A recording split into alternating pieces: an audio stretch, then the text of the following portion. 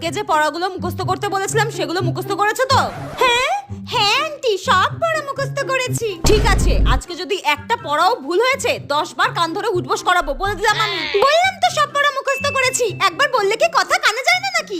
এক চড় মেরে চামড়া গুটিয়ে দেবো একদম, অসভ্য বেয়াদব একটা। এই রে, ঠিক আছে বলো, তাজমহল কে বানিয়েছিল? আমার দাদু, দাদু বানিয়েছিল। কি? তাজমহল তোমার দাদু বানিয়েছিল? একটা চড় মেরে না দাঁতগুলো সব ভেঙে দেবো। তাজমহল তোমার দাদু বানিয়েছিল? চ্যাংড়ামো মারার জায়গা পাও না তাই না? আমি তো সত্যি কথাই বললাম, তাজমহল তো আমার দাদুই বানিয়েছিল।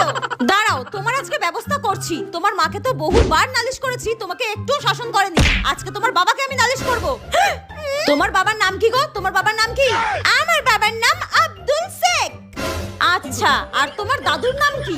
আমার দাদুর নাম হচ্ছে Shahjahan. No, no, no, no.